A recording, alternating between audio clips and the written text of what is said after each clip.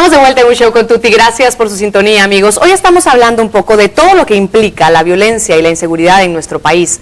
También estamos hablando y hablaremos de cómo podemos nosotros, de alguna manera, ayudar a que no continúe. Cómo es que yo, desde mi propia vida, desde el metro cuadrado que ocupo, puedo hacer un cambio. ¿Puedo o no puedo hacerlo? Ya lo hablaremos más adelante.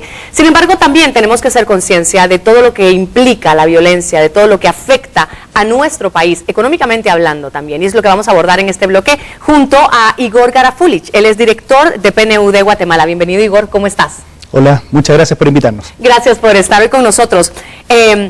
Generalmente no creemos, si entendemos que a una familia directamente le puede afectar la muerte, la violencia, le robaron, etcétera, la inseguridad en general a su familia. Pero a nivel macro, a nivel de país, a veces nos cuesta sentirlo, ¿cierto? ¿De qué manera podemos entender cómo afecta económicamente la inseguridad o la violencia a un país, Igor? Yo te diría que el desarrollo económico de un país tiene que ver con muchas cosas. Una de ellas es la capacidad de poder traer inversiones. Y a un país inseguro no llegan esos capitales. O se van incluso, nos ha pasado. Por cierto, pero ojo, también a ello sería equilibrado en plantear que no le pasa solo a Guatemala. O sea, un estudio que tenemos nosotros en Naciones Unidas te indica que el tema de la inseguridad golpea desde Centroamérica hasta el último país de Sudamérica. Por mi acento ya sabrá, yo soy chileno. Sí, sí, sí. Entonces yo te puedo decir con toda claridad que el tema de la inseguridad es el número 1 en nuestras encuestas, y es por estas cosas. O sea, ahora en este minuto conversemos del tema económico, de cómo te espanta las inversiones, el turismo deja de funcionar. Claro, claro. Pero si tú me dieras un minuto, yo te diría que lo más triste es cuando te afecta tus hábitos de vida. Entonces a nosotros encuestas nos han mostrado que mucha gente cambia su forma de ser, o sea, ya dejan de salir en la noche, por ejemplo, en un porcentaje altísimo. 60, 65% de personas nos declaran, mire, yo dejé de salir en la noche. Un 15% en estas encuestas nos declara que tuvo que cambiarse de domicilio, que ya la casa que le había costado tanto, y como le cuesta a todos los televidentes ahorrar y tener su casa, finalmente porque la delincuencia se ha tomado el barrio, termina cambiándose. Entonces esos también son costos y uno lo siente. ¿Qué pasa con los costos que al país le representan, digamos, no lo que no entró, no lo que dejó de llegar, mejor dicho, sino lo que le cuesta literalmente los hospitales, salud pública, por ejemplo,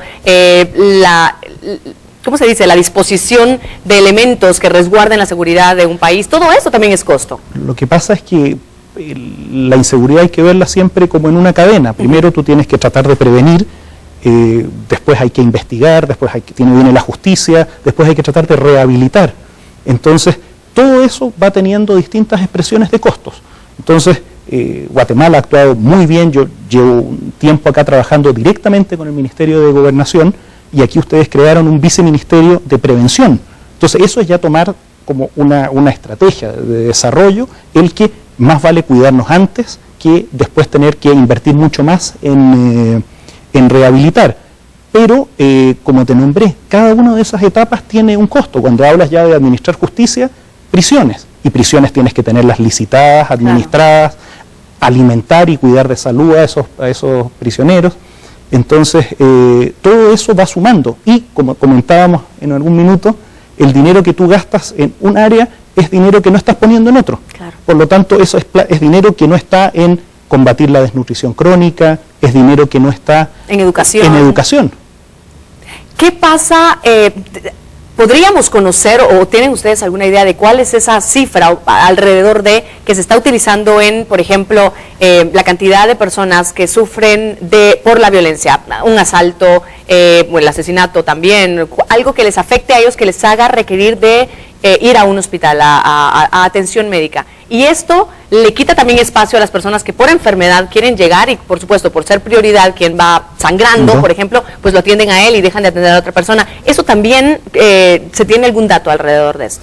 Mira, las estimaciones más recientes que nosotros tenemos y en este estudio es que los países varían entre un 3 y un 10% de lo que es su producto bruto destinado a temas de reparar y combatir los efectos de la violencia. Entonces, el caso especial que tú estabas diciendo ilustra lo que antes veíamos, es decir, si tiene que haber un hospital con disponibilidad para atender a la población que tiene otras enfermedades, claramente el destinar recursos producto de que llega alguien asesinado, o sea, gravemente herido, claro, son dineros que se van. Pero te insisto, las cifras son esas, ya están cuantificadas, organismos internacionales como el Banco Interamericano del Desarrollo sí. han cuantificado los costos en ese rango. Un país, por ejemplo, en Honduras, hablaban que un 10% de su producto se va a distintos costos que tiene, están asociados al combate a la violencia. Claro, estamos apagando más fuegos que previniéndolo, a pesar de que existen esfuerzos, en Guatemala tú lo acabas de mencionar, para poder prevenir, sin embargo aún no hemos logrado quedarnos en la prevención y ya gozar de los beneficios de esto mismo, si nos seguimos apagando fuegos. Y el punto también tiene que ver con que esos fuegos crean ciertas percepciones. Entonces yo en algún minuto me gustaría compartir contigo que hay algunas cifras que son tangibles, concretas, las que las encuestas hacen de cuántos homicidios hubo, cuántos robos existieron. Claro. Eso es una forma de cuantificar el fenómeno de la violencia. Pero también hay otras encuestas que tienen que ver con la percepción, cuán inseguras se sienten las personas. Claro. Entonces, también este estudio que hicimos en el Programa de Naciones Unidas para el Desarrollo nos mostró que un país como Chile, que tiene una tasa de homicidios de 2 por cada 100.000, sus encuestas lo muestran muy atemorizado. Y esa misma encuesta, cuando tú la hacías en Honduras, te mostraba que la gente se sentía mucho más tranquila. ¿De verdad? En Honduras, que tiene alrededor de 86, el indicador es 86 por cada 100.000. ¿Y por qué es esto? Pero el punto que te quiero hacer es que la percepción también hace realidades. Uh-huh. Y esa percepción la que finalmente hace que uno o no trabaje tranquilo o no se desarrolle. Como que si yo tuviera que fijarte una sola idea en esto, es que para nosotros para que un país se desarrolle, tiene que haber tranquilidad, tiene que haber continuidad. Y la violencia lo que hace es poner fin a eso. Entonces, esto no se trata de combatir como bajo 2 indicadores o 2 puntitos más, que es siempre importante. Pero el punto es que uno lo que tiene que mirar es cómo se desarrolla el país. Y ese es un costo altísimo. Esa conciencia de cómo hablamos de nuestro país, de cómo sentimos nuestro país, de cómo presentamos nuestro país, puede afectar muchísimo más que lo que está afectando la violencia en sí. No muchísimo más, no lo voy a decir de esta manera, pero es un gran componente de cómo nos presentamos hacia afuera. Yo quisiera en este momento presentarles a todos ustedes, amigos, una cápsula breve sobre las cifras oficiales que hoy en día tenemos en Guatemala alrededor de la violencia. La violencia afecta a los más de 14 millones de guatemaltecos que vivimos en este país. Según datos de Fundesa, mes a mes somos víctimas de los siguientes actos delictivos: 355 homicidios por arma de fuego, 450 robos de motocicletas, 290 desapariciones, 70 violaciones y 40.000 millones de quetzales cobrados vía extorsiones.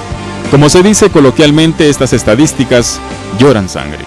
Estas alarmantes cifras hacen que reflexionemos sobre cómo mejorar el ambiente de seguridad ciudadana.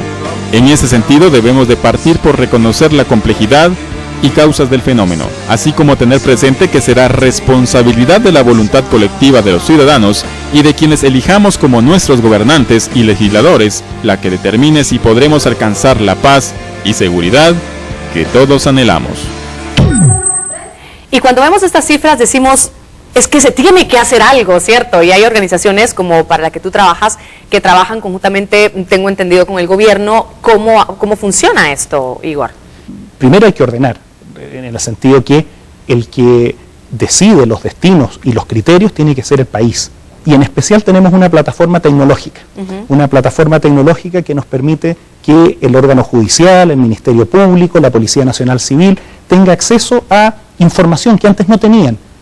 Pasa no solo aquí, pasa en muchos países que las instituciones tienden a guardarse la información. Exacto. Y eso dificulta el perseguir el crimen. Entonces, por esta vía de este proyecto, la información es compartida y nos permite a todos hacer mejor política pública. Ahora te pregunto, para concluir este bloque, ¿qué podemos hacer nosotros fuera de estas instituciones? Yo no trabajo en Naciones Unidas, yo no trabajo en gobierno ni en ninguna otra institución que tiene, digamos, de alguna manera la capacidad de llegar de una manera más grande a tocar este punto específico. Yo como ciudadano, ¿qué puedo hacer para contribuir a disminuir la violencia en mi país? Mira, la pregunta está difícil, no es fácil, pero fíjate que tiene que ver mucho con la seguridad ciudadana. La seguridad ciudadana parte por el acercarse a aquellos espacios que las autoridades te están dando, ya sean los municipios, los ministerios. A ser activo dentro de esto. A verificar que uno sí puede incidir, que ese grano de ayuda, esa contribución sí aporta. Yo te quiero agradecer, Igor, estar hoy con nosotros en este programa, siempre bienvenido. Y nosotros vamos a la pausa comercial rápidamente y volvemos con más, ya las conclusiones también y otros puntos importantes sobre el tema que hoy estamos desarrollando, la violencia en Guatemala.